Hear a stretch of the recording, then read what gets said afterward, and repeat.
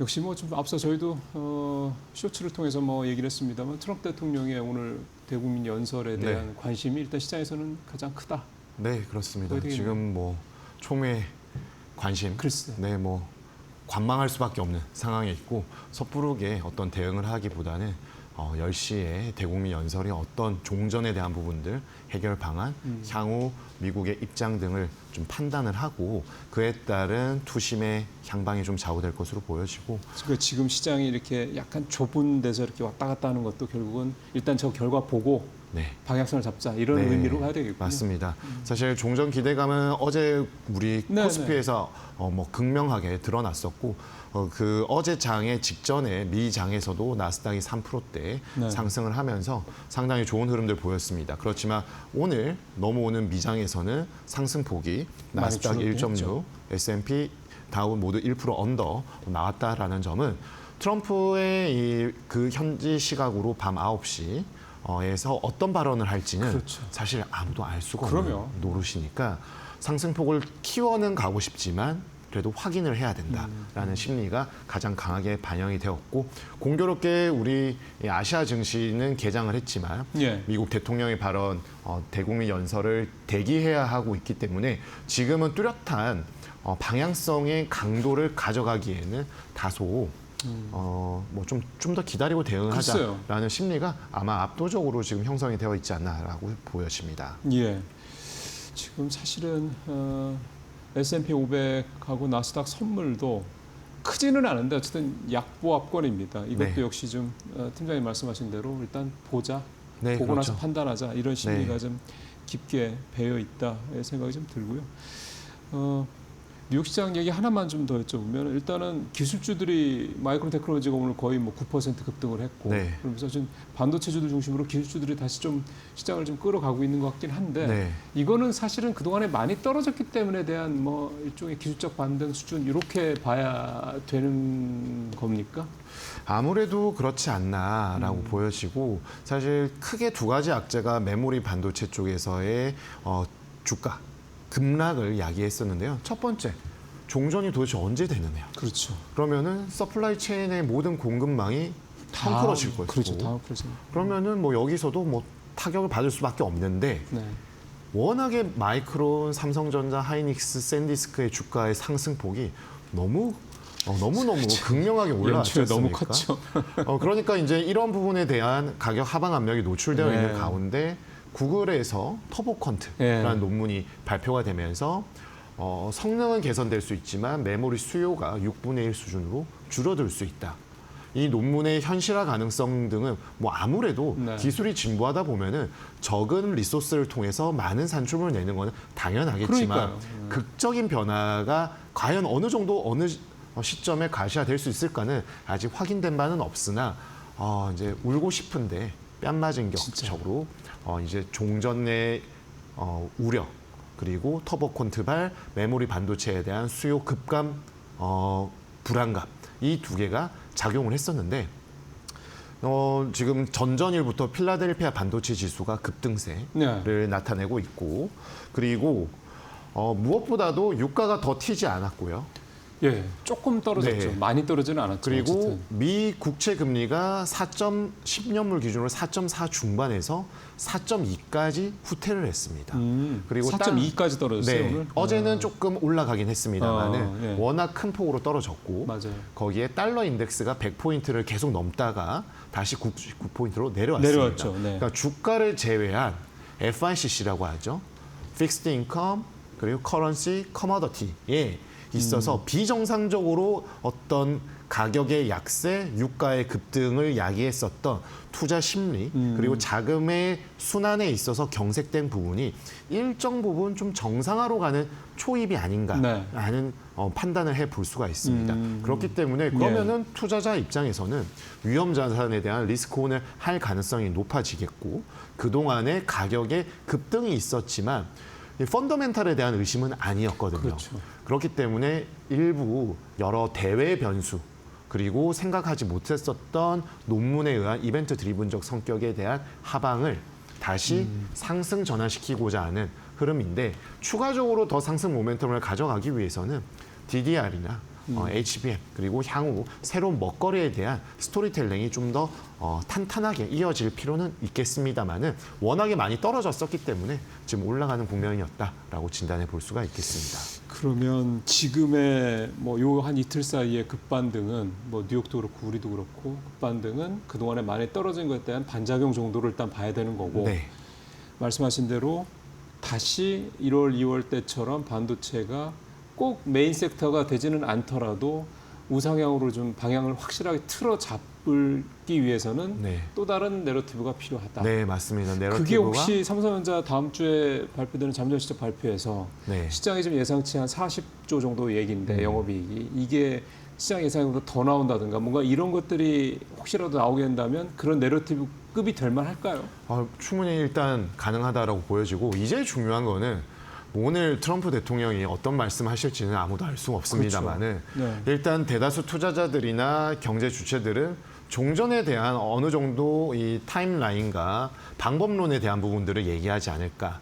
그러면서 그렇겠죠. 네. 미국의 군사 작전은 성공적이었고 약간 이겼다고 하겠죠. 네, 미진한 거는 아까도 쇼츠에서 나왔지만 주한미군 등 네, 나토 뭐 여러 가지 지금 타 주요 국가들 동맹 국가들에 대한 어떤 질책, 원망, 탓을 좀 하고 있지 않습니까? 네. 그러니까 향후의 해결책은 너네가 좀 알아서 해라. 네. 우리는 이제 이 정도에서 빠질련다라는 것들을 얘기할 수 있는데 종전이 지연이 되는 건 아니고 뭐 애매하지만 어느 정도 일단락이 되는 모습이지 않습니까? 그렇죠. 지금 그렇다라면은 그 다음에 이슈는 이 중동의 지정학적 리스크는 상수로 있겠지만 이 정도의 격화된 변동성을 야기하지 않는다라면은 주식 시장에서는 결국엔 실적 시즌 돌아올 수밖에 없고 그러네요. 네. 코스피에서는 삼성전자와 하이닉스 시총 비중이 40% 이상, 네. 영업이익은 절대적인 비중을 차지하고 있습니다. 네. 그런데 이제 시장 참가자들이 그동안의 주가 상승에 있어서 이 정도의 시나리오, 현실적으로 지금 1분기까지의 흐름은 이어간다라고 대부분 확신을 하고 있었는데 올해 남은 분기에서 2분기까지도 좀 좋을 것 같고 3분기, 4분기에 이익은 나올 것 같은데 이익의 증감률, 그렇죠. 그게 제일 중요하죠. 예. EPS의 증감률에 대한 고민들을 지금 아마도 대다수 투자자들이 하고 있을 겁니다. 그러니까 추가적인 가격의 상방이 나와서 지수를 끌어올리기 위해서는 이 수요단에서의 메모리 반도체 네. 수요에 있어서의 탄탄함, 그리고 한 번 더 레벨업을 하기 위해서는 뭔가 다른 부분들이 우리 수요를 이끌어줄 수 있다. 이 부분이 비단 뭐 하이퍼스케일러뿐만 아니라 새로운 영역에서 뭐 휴머노이드나 자율주행이나 다른 부분들까지 확장되는 그림들이 조금 더 나온다라면 좋은데 사실 이 부분은 삼성전자 하이닉스만의 힘으로 될 수 있는 건 아니고 네. AI 밸류 체인에 있어서 상단부터 하단까지 이건 맞물려 돌아가는 그림이 있기 때문에 우리나라 실적에 있어서는 이 정도면 견조하고 향후에도 좋을 것 같은데 미국과 글로벌 AI 흐름에 있어서 새로운 재료들이 하나 둘 나와주는 게 좀 필요하다라고 보여집니다. 뭐 오늘 조금 이따가도 말씀드리겠지만 지금 하나 에어로스페이스 상당히 주가가 엄청나게 강하지 않습니까? 네, 네. 근데 공교롭게도 아르테미스 2호기가 지금 발사가 되었고요. 글쎄요. 그리고 스페이스X가 비밀리에 IPO 준비에 대한 부분 들어가서 예, 그거 들어갔죠. 서류를 넣었다. 네. 이런 부분들이 나오고 있는 것들은 항공우주 종전에 의한 이제 전후 복구 그리고 종전의 전후 복구뿐만 아니라 이런 지정학적 리스크가 전쟁으로 일어날 가능성이 점진적으로 높아지고 있기 때문에 군사력에 대한 증가 그렇죠. 이런 것들이 다 맞물려 돌아가고 있는 상황이 있기 때문에 이 AI에 있어서도 새로운 재료들에 대한 탐색, 물색이 이어질 것으로 보여집니다. 그렇죠. 사실은 또 뭐 올해 1월이나 2월 때처럼 그렇게 반도체 일변도에 뭐 작년 9월, 10월도 그랬고 그렇게 특정 한 섹터가 너무 에너지를 다 빨아들이고 가는 장이 바람직하지는 않죠. 네. 아무래도 그렇죠. 예, 그래도 예. 여러 파이프라인, 같이 여러 올라가는 바퀴가 게. 같이 돌아가는 게 네. 가장 안정적인데 그래도 최근에 글로벌 증시나 글로벌 자산 시장에 있어서는 네. 딱 핵심적인 자산 업종이 끌고 가는 힘이 과거보다 좀 세졌다. 그렇죠. 그만큼 자본 시장의 긴밀함, 촘촘함이 강화되었기 때문에 자본 수익률이 높은 곳으로 가고자 하는 쏠림 현상은 그럼요. 부인할 수 없는 글로벌 트렌드라고 볼 수가 있겠습니다. 뭐 저도 좀 이따 여쭤보기는 할 건데 뭐 팀장님이 생각하시는 넥스트 주도 섹터는 뭘 거냐? 뭐 일단 반도체를 가지고 그건 뭐 누구나 다 그렇게 생각할 것 같습니다. 네. 그러고 난 다음에 이제 맞습니다. 그 다음에 뭐가 이렇게 얘기가 되는 걸 테고.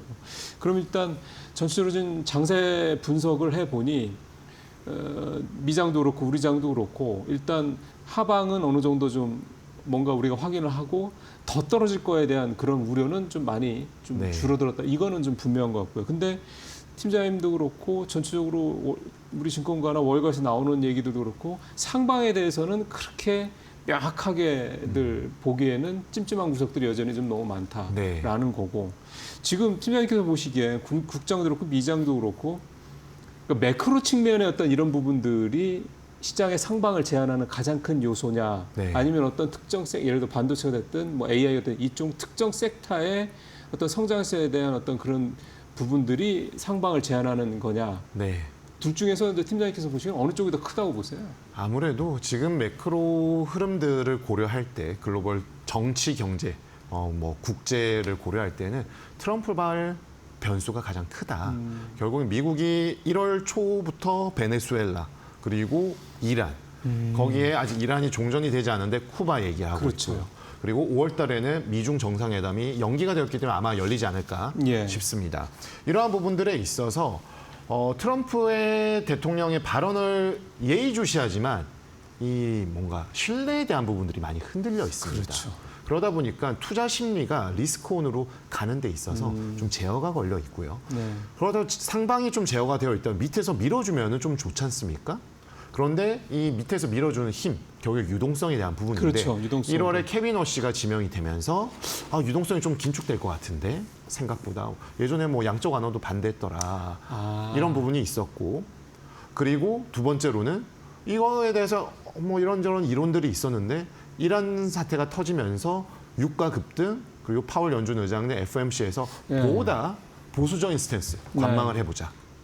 이런 스탠스가 나왔습니다. 그러면은 연준의 정책 경로가 금리 인하가 어느 정도 해준다라면은 막힌 혀를 뚫어주거나 그렇죠. 어디 막혀 있는 곳을 좀 밀어주는 예. 힘을 낼 수가 있는데 트럼프는 트럼프대로 계속 중간 선거나 미국의 우선주의에 대한 부분들 네. 그리고 그의 치적을 위한 행동들은 계속 이어갈 것이고 그 밑에서 해줄 수 있는 것들이 필요한데 지금 작년에는 관세, 올해는 전쟁 유가 이 부분이 발목을 좀 잡고 있는 계속 양상이 그런 아닌가 거네요. 싶습니다.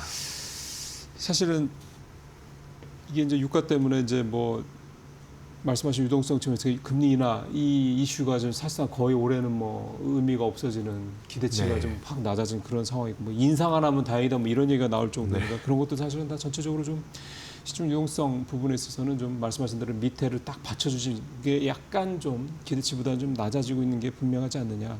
자 그렇다 보니까 어제도 그렇고 오늘도 그렇고 계속 이 얘기는 아마 당분간 반복될 것 같긴 한데 시장이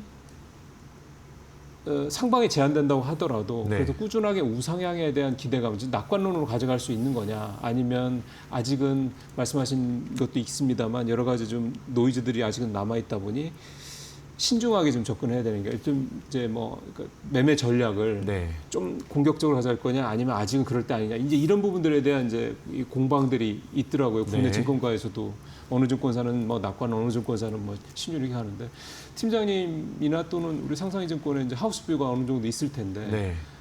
팀장님께서 보시기에는 낙관론 신준호 중에서 무게가 어디 쪽으로 좀 실려 있습니까? 네. 확실하게 말씀드려야지 편하시니까 낙관론에 좀 더 치중을 하자라고 보고 있습니다. 중장기 방향성에 대한 부분들은 리스크온, 위험자산, 증시 우상향에 대한 가능성을 높게 보고 있는데 네.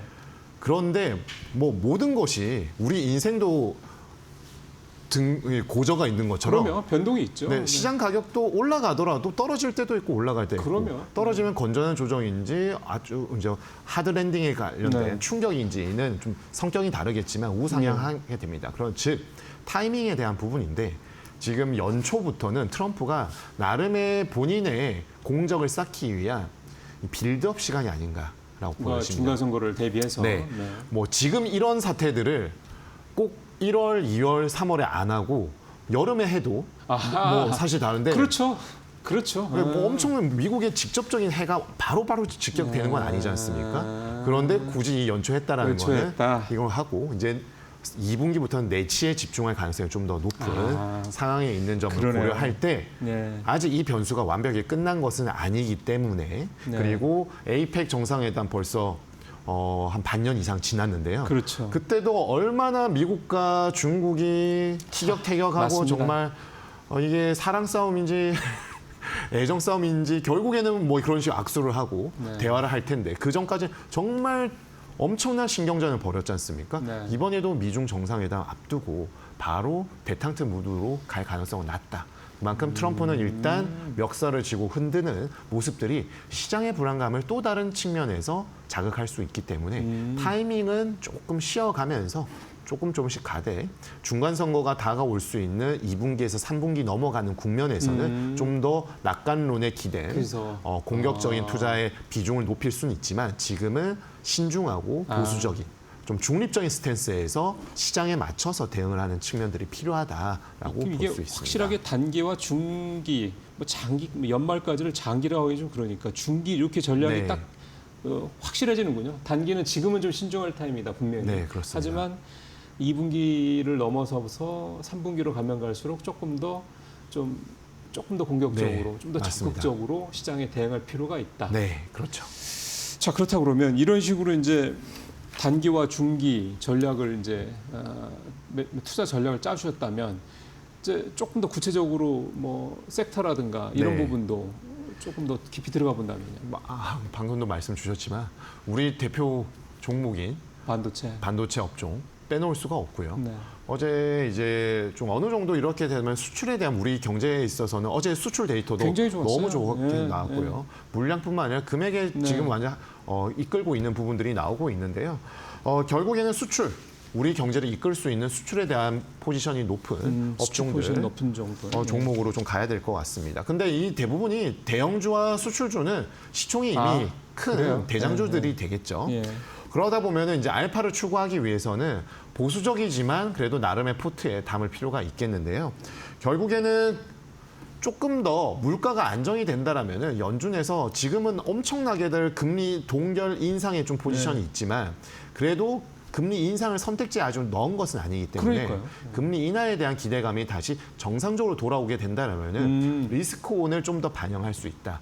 국장에서는 아무래도 제약 바이오 그렇죠. 쪽 네. 봐야 되겠고 그리고 변동성도 약간 무뎌지고 금리도 떨어지고 금리 인하 가능성이 높아진다라면은 당연히 리스크온에 의한 거래량이 증시로 돌아오겠죠. 그러겠죠. 네. 그동안의 증권 업종들 상당히 약세를 최근에 강한 반등 이후에 좀 약세 흐름을 보였었는데요. 예, 오늘도 시원찮습니다. 네. 네, 이쪽에 이제 다시 좀 시선이 갈 가능성이 높다. 증권주 네. 쪽도. 그리고 마지막으로는 오늘 10시에 트럼프 대통령 연설이 있을 텐데요. 네. 전후 복구 이건 필요하겠고요. 그렇겠죠. 리스크 지정학적인 리스크 관리는 이건 그냥 끝났다고 끝난 게 절대 아니기 때문에 그럼요. 이 부분의 강화는 무조건 필요하다. 네. 결국에는 원전, 방산, 우주항공 이쪽으로 갈 가능성이 좀 더 높다라고 보여집니다. 최근에 건설주들이 좋았던 것도 사실은 이 전후 복구에 대한 뭔가 꼭 우리가 하고 안 하고를 떠나서 기대감이 있기 때문이라고도 해석이 좀 나오던데. 그렇죠. 해외 쪽에 대한 부분들이죠. 그러니까 종합을 해보면 기본적으로 수출 대형주들은 어느 정도 자산에 포션을 둬야 되는 건 뭔가 네. 기본인 거고 그게 대표적인 반도체가 된다는 얘기고 그 다음에 이제 알파 쪽으로는 이제 제약바이오라든가 증권 그 다음에 뭐 전후복구 건설 그다음에 원전 방산 정도 네. 이렇게 그러니까 결국은 웬만하면 다 주도 섹터 안에 들어있네요. 맞습니다. 네. 오히려 펀더멘탈을 이제 바라볼 시점이기 때문에 작년 봄부터 쭉 달려왔지 않습니까? 약간 돌아가서 글쎄. 백투더 베이지 뭐 이런 쪽으로 보시는 게 좋지 않을까 생각하고 있습니다. 알겠습니다.